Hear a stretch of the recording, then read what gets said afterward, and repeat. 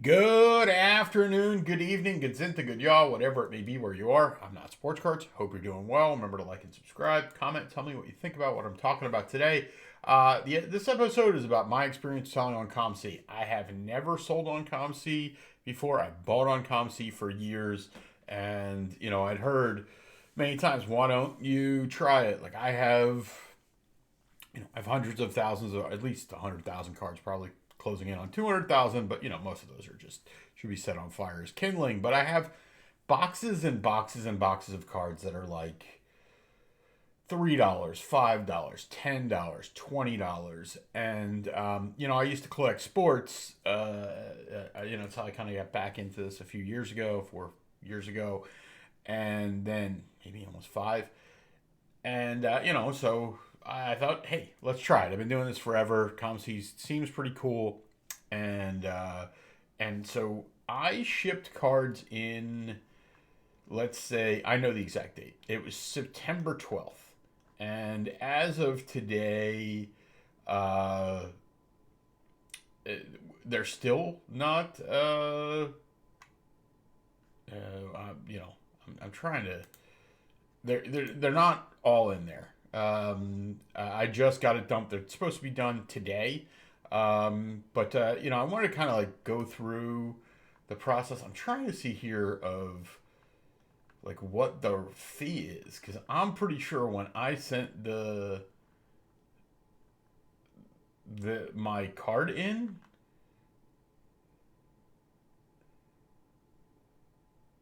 1 cent per item for the free for the first 90 days. Trying to understand what it should have cost me, okay? Because when I sent them in, I was pretty sure that the price was 40 cents per card. It seems now that I can't even find the fee because so a bunch of them got in there. So like again, I want to give my example of like should you use ComC to sell your cards. So the number one thing is it takes a long time for your cards to get in there. Okay, uh, I didn't see any cards in there for at least 3 months. So I mean, I knew that with the service level that I had uh, gone after was that it was going to take a while, and I was okay with this. And again, these are just cards that are at the time just sitting in boxes that I didn't really have any plans for. Um, Again, the one of the parts I'll tell you is that at 4 months, you kind of like the market doesn't. I was wanting to see if this had a date on when the very first card here was added. Um, with 4 months, the market changes. So you don't, what I sent in there originally, I'm not so sure that I would send in again. So the very first card was added on the 29th of October, which is again that's pretty short. That's 6 weeks. Um, but that was something I didn't expect. Was I thought it was going to be like I wait. I think the time was 90 days at that point, and I thought you wait 90 days and then all your cards are in. But no, they come in drips and drabs, and that is a little annoying because you have to kind of get there. I will tell you that there were a couple errors on some of the stuff I've listed. Um, I have sold some cards over the time, but what I can't begin to figure out. So we'll go back for a second. I know I'm a little all over the place, but what I want to focus on is the idea of like, what does it cost? Do these things actually sell? Is it worthwhile for me to do this? And the answer is like, I'm not sure. So this is the order that I sent in. So now that so that just said 113. What I couldn't figure out today is that my fees are $60.50 so far. This number keeps going up. I thought I was paying 40 cents a card, or I think 38 cents a card. So I know all these cards are under $100, which is where I think the fee breakage is. But like, I'm getting a sense that I mean, it says pending quantity. Like, I don't understand. That's another part of this is like nothing updated like this for months. There was no any kind of like, hey, we have your stuff. It'll be done by this date. It was like nothing till the first card got in there. So for 6 weeks, it was just like, I didn't know if they got my cards. I didn't know whatever. Again, when I sent these cards off, I was under the idea that there's a decent chance, not a decent chance, but like a 10% chance that I'll never see these cards again. And I was okay with it. This is definitely was a test balloon for you know for trying this service out. Now, like I said, I can't figure out how much the fees are. Comment and tell me if you know. Again, these are all cards under $100. I thought I was paying 40 cents a card. I tried to send cards that were $5 and up. Now the market changes, and on some sports cards, I don't even know the market, so I kind of was like, I tried to pick out things that I thought were not there. Wasn't going to be a ton of them up there. Like I had a stack of like 100 like 90s Michael Jordan cards, and I'm like, I look in there, and I would look at whatever. Team USA Michael Jordan card. It's a beautiful card. I'm like, this got to be worth $5. And you look in there, and there's like 400 for sale, and the cheapest one is $4. I'm like, I'm not sending that in because I don't think they'll ever go through the inventory they have here, let alone anywhere else. So I decided to try to focus on cards that were, you know, less, less plentiful. So I can show you all the sales that I made on here. Oh, well, that's just gonna show the last year. I'll go back, but all right. So for this year, I sold a few cards. Like I just sold this Rogue One Gold card for $28. It's a card I probably didn't even want to sell, but like I paid $350 for my set, so almost paid for 10% of my set. A couple of like Star Quest cards. I'm way below. Like SRP here is $10. I sold my card for $4. And like the transaction fee is $1 here. I sold this Michael Jordan. Like I will tell you that. Let's see, by year. Can I go back to so? I've sold a grand total of $83 worth of cards. So that is not, as so far, it's not even going to cover the cost of the fees. And I thought the fees were going to be $40. Some cards I sold really quickly and low price. Like here's again, I do non-sports. The Tyrese Halliburton pink, like the SRP is $750. I sold it for $2. I've kind of haven't sold anything above SRP. I sold like this Dan Marino right away. So again, I've sold some cards, and that's good. But if the fees end up being $1 per card, it's going to be almost 2.5 times what I thought the fees would be. Again, we're going back through here. It's like, I don't know if like this number keeps going up, this 60/50. So if this were just, hey, this is the amount, then I would say, okay, I paid 60 cents a card or somewhere in that range, which is higher than I thought, but in range. But if it ends up being $105 or something along that way, it's a lot more. It doesn't matter or whatever. It's just a question of, am I going to do this again? And the transparency of this is very difficult to figure out. Wait, when I go through here, can I click on that fee? No, it's like I can't click on any of this number. And I've tried to go in here and look at a few other things where it's you can look at like store credit history, and like they just hit me with a added to inventory 60/50. I don't think that's the only. And I am being hit with a storage fee. So here's a storage fee for 3 cents. I don't know. Storage fee for 1 cent. Enhanced security fee 3 cents. I don't know what these are. And I guess there's a second page. I mean, you're seeing both of the things here. I mean, the storage fee might be for the cards that I bought. I just don't understand their fee structure, and that's a concern to me. Like storage fees were one of my main concerns about sending certain cards there.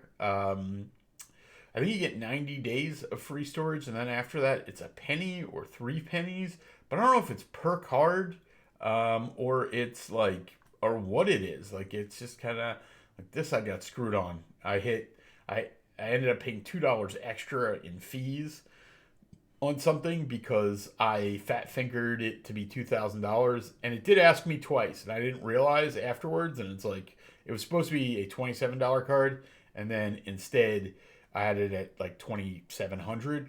So they charged me $2 extra. But you can see that's not part of that 60/50. So okay, so here we go. It is 74 items for 60 uh 60/50. So if we do 60/50 divided by 74, oh, it should be the other way around, excuse me. Right, 74 divided by 60/50. No, that's not right either. I think it's like 80 cents a card. Is that right? Yeah, it's like 81 cents a card. Like, it's not a big deal. But there are some cards in here that, like, we'll go back to my inventory manager. Yeah, like, I'm learning, right? So there are probably people out here going, no, this is what it is, that's what it is. Please tell me, because I did not find this very intuitive. I did not find it very easy to like, know when things are going to be on there. There are people who've been doing this for years and years and years, and I'm not shitting all over COMC. I'm trying to walk you through my process of deciding, was this a good thing to do? Should I do it again? What cards should you send? I mean, I have a friend who does not like. So I sell on eBay. The reason I sent most of these cards in is that I don't really like to deal with cards on eBay under $20 with the eBay envelope. Like, I've lost a handful of cards that way, and it just frustrates me. And I was like, let me do it this way. They'll scan it, especially for cards that, like, I'm just not going to get around to. And I was like, is it worth it? I figure it takes me about 10 minutes to list a card. Is probably, it depends. If I bought the card on eBay, it's much faster. I can just take the pictures that the person used and relist it. I have to take the pictures myself and all that stuff. 10 minutes is probably even high. Let's say I can do 10 cards an hour. At 74 cards, that means it would take me 7.4 hours, and they charge me $60. So I paid somebody like $8 an hour to list my cards. The truth of that is that's not bad, right? When you break it down like that, it's just, I don't know. Like this Tyrese Halliburton, it's fine. Like, again, I sold it for $2,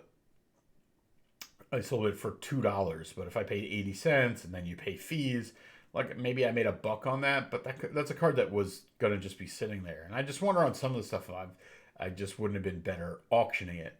My biggest concern ultimately is the storage fee, which is, hey, if I'm paying 81 cents a card to get these up here, how much am I going to pay per year? If you start paying 20 cents a year per card, or 30 cents, like, yes, I guess the idea is the cards aren't supposed to be here forever, but like, I have, let me go into my inventory manager. I have a lot of kind of non-sports rare cards. I was like, hey, here's a bunch of serial numbered cards that, let me see if I blow this up, what'll happen. Nope, not going to do us any good.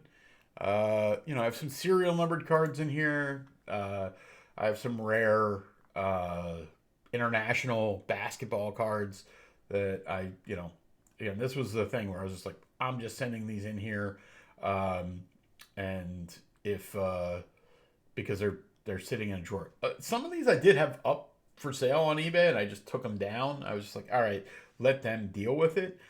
Another thing that I can tell you that I've done is that in every single card that I have put up on here, when I go to put the price up, I am the lowest price. So that doesn't mean that that's a good price. Like, I'm not comping it out to eBay, but also they have this like beta SRP where they give you an idea of what the price should be. And like, I'm way lower than that. So I can show you one point of like, Yeah, like I was very aggressive in my pricing, and essentially like saying I'm going to be the cheapest person for every card I list on there. So that's there might be one or two examples of me not doing that, but for the most part, that is the you know you see me here. I'm just changing some pricing here. I mean, this part's pretty cool. You know, you can just really change the pricing fast. You know, I again, I have to understand the storage fees because a card like this, where it's like a Rebel, what you call it, a Clone Wars, you know, bounty hunters out of 100 cards. Like, I don't expect this card to sell for a year. Um, do I want to be paying 20 cents for that card there and paying the 80 cents to get it in there? Um, you know, it doesn't really matter. That'll be fine. Like I said, I really wanted to avoid cards that there were a ton of them up there. But I just don't know. Like, if I was creating another order here, what would I do? Like, what I sold seemed to be like kind of semi rare basketball cards, not like or football cards, and like and also I don't know the pricing on that. So you know, I sold like a Moses Malone refractor, and I think I might have undercut myself by 50%. Um, but you know, again, like so I have a monopoly on either I have a monopoly or I am the lowest price on all these cards. And in truth, I'm not really getting much much action. Now, the card market right now is not so wonderful, so that could have something to do with it. But I mean, you know, it really is this question. It's like, should you do it? Should I do it again? And what card should you spend? You should send. It's like, if you send cards that are super liquid, that doesn't exist in non-sports. And in even in sports, I didn't collect stuff that was super liquid. And if it was super liquid, I would probably put it on uh on what you call it, on eBay, right? So uh it was like the idea of like I just want to just throw these cards that I think are cool and have value, and they'll be up for sale, and I don't have to worry about it, right? And to some extent that worked. It's just the market changes enough that I don't know. I feel like when I break it down to that $8 an hour, yeah, it makes sense. Um, I don't know what I would send next time. Like I sent these gold Rogue One cards because I had purchased this set and I picked out the cards I wanted, and then I sent these back in. And over time, I've realized that some of these cards I sent in, like I mean, I'm gonna just have them shipped home because I like them more than I don't want to sell them. It's as simple as that. It's like over 4 months, I've grown to appreciate some cards in there that I would want to get back. Some of these are cards I bought, and sometimes I'll just relist a card I bought for no apparent reason. But yeah, like every one of these cards is the lowest card for sale. I'm not really getting a lot of action. That $80 in sales, 40 of it is from, I sold 8 cards. So they're just, I don't know. Like, I feel you have to be careful here is that there is like a race to the bottom if there are multiple cards here. I think, there are too many cards in the market in general. And then in COMC, if you're one of, like, if there are 300 of them up there, like, if you're not the cheapest one, what are you? Obviously, there are times where condition matters. Yeah, the other reason to use COMC is that I think a lot of people use this as like kind of I use eBay as like a trade machine sometimes where I sell a card on eBay and then I go buy a different one. A lot of people just sell cards on here and then they use the credit to just go buy other cards. And I think that is a good reason to use COMC is that people who do sell cards on here usually just want to buy more cards. Here's an example of like a Tyrese Maxey. I thought it was like it's a blue parallel. I like Tyrese Maxey. This is the one card that I am not the cheapest on. It's like they're 50 cents to $15, and like obviously I wouldn't have sent a card in that I thought it was worth 50 cents. But these are like LeBron James, and this is actually wrong. Wrong set. This is, I think, international. Okay. Sometimes I get that wrong, but I like, hey, I I I think it's a cool idea, and I wish I understood the fee structure a little bit better. Would I use it again? I think it's going to be time will tell on how many more I sell, and the hard part for me is the 4 months, and like I just don't own a lot of cards because I'm mostly involved in non-sports cards, so there aren't a lot of non-sports cards that are highly liquid that I want to part with. That I don't know. I found for non-sports cards that I'm better off, picking a card. Uh, you know, I don't know. A lot of, meaning I'm better off picking a card, grading it, and then I can turn it into money. Um, some of these I collected at certain years in sports. Like I have some rare Kevin Durant and Derrick Rose rookies and some stuff like that, where it's like somebody must want it, or some rare like Kobe's and Michael Jordans and LeBrons from international sets. I'm like, okay, somebody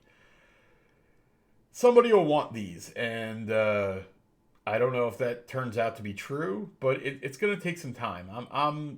I'm leery of this, and it is also possible that my pricing is too high. Um, like here, like I'll just drop this one to like 474, and I wonder if I'll sell it, like because they don't have any other, and they don't have an SRP. I don't know what the market was, and like I think that's what happened with the Moses Malone. And then I looked, and I'm like, oh okay, I priced it about 50% under market when I looked at there. So if I have to kind of do that level of due diligence on some of this stuff, then that takes out some of the value of just kind of like set it and forget it that I would do with this. So I think if you're dealing with cards that are pretty liquid and you don't have the time for eBay or whatever, I think this makes a lot of sense. I think otherwise, like I'll just have to see over time, because I do think a handful of these, uh, you know, I don't know. Like I might have been better off just grading and trying to sell. I mean, I could always grade through COMC. I did try to mess with that a little bit, and like it's okay. I didn't actually grade anything yet, but like I couldn't tell. Like you don't get like, I'm a member of PSA, but you don't get the special deals. You kind of get like the general rate. So like if PSA is running a special where this card would be $12.99, they still want $22.99 to grade it. So you're not going to get any deals off of here, at least that I've seen. And so yeah, I don't know. Like I like ComC as a platform. I like the idea. I wish that the fees were more transparent. They were easier to even just see per card. Like what did I pay to list this card? That whole how many cards are still left in the queue. It's like I didn't count the exact number of cards that I sent in. It was around 100. I knew that I wanted to send 100, and uh, and I'm still not even sure, because they're like estimated quantity 105, 46 remaining, 40 pending quantity. I don't even know. So we saw that there were 74 listed, I think. It's just like that's the type of stuff that I wish there was a little better way. And it says 92% progress right now. I owe them $2. That's kind of what prompted me to do this, because they were taking money over time, and like I didn't realize they were just taking money. Like they were constantly taking money out of my account over time as they were doing this. And like I think there was a recent bigger drop of this stuff, and like yesterday I had like $24 in my account, and then it was -2. So I don't know if they're waiting for me to pay money to get the rest of the cards listed. I'm happy to do that. So another thing where I don't know. Like I literally legitimately have uh no idea how this ended up where it is. I mean, I see it on the list, but when they don't break down the listing fees over time, yeah, it's just, I showed it before. It's like -60. Like, I'm telling you, I didn't have. It's actually 60, but I didn't have uh, $58 in my account yesterday. So somehow they were, uh, you know, again taking me there. And here's that storage fee. It's 2 cents. Listen, 2 cents a card per month, right? If I have 100 cards there, it's $2 a month. It's $25 a year. Is that expensive? No, but it's something where it's like, do I want to have 2,000 cards there and be paying $40 a month in storage and paying $500 a year? Especially if the market, like, I don't want to do that for cards that I think are going to sit forever. Like, so, um, and I don't even know the cost to ship this stuff home, because there's some of the cards, like I said, I sent that I don't, you know, I don't want to sell anymore. So I'm gonna get them.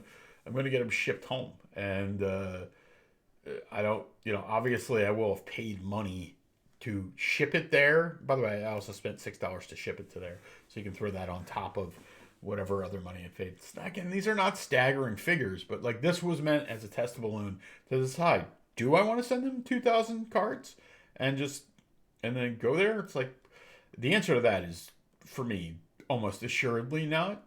Um, do I have more cards that I might want to send them? Yes, but I do want to see how these things sell over time.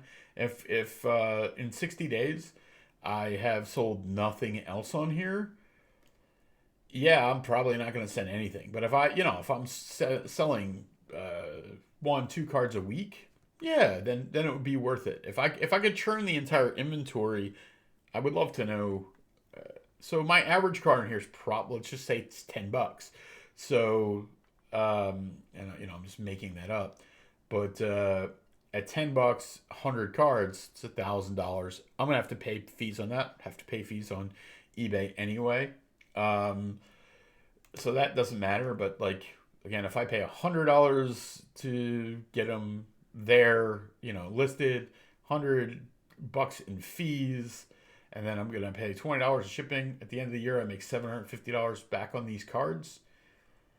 Sure, right? Like, that's what we'll have to see. I just don't know. I'm not sure, but I thought I wanted to share the process, because if you haven't done it, I'd say, like, go in. I definitely think you should shoot for cards that are at least $5, probably closer to 10 or 20, and that have interest in them, and that you kind of have a floor on them. And then, like, I want to see here. Can I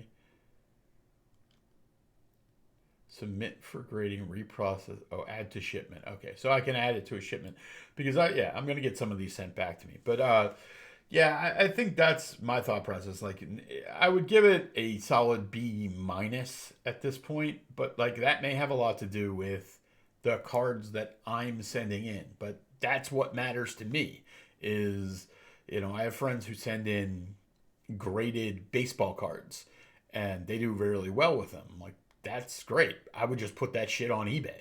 And I know even they have said, like, you know what? I'm actually not going to go to COMC in the future. I'm going to get those cards sent to the PSA vault, because same type of exposure, and I don't have to pay this intake fee. And that matters. So I think there's definitely some flaws in COMC. I always thought COMC was like an opportunity to. It has a platform to kind of be a juggernaut. I think if they did a better job of grading cards, like allowing you to do bulk submissions. I also think if they did trades, like straight up, maybe they even do, but I don't think so. Like, where you could go in and propose. I like this card. Look at my inventory. Is there anything in my inventory that you like? And then they could create an on-platform trade. That would probably be interesting. And certainly there's a place where it's like, hey, I would pay 10% to them, to if I can turn a card I don't care about into a card I do care about, but I have to pay 10% of the fee to them, I'd be down for that. So I want to give them a grade. I said B minus. I think it's more of like an incomplete.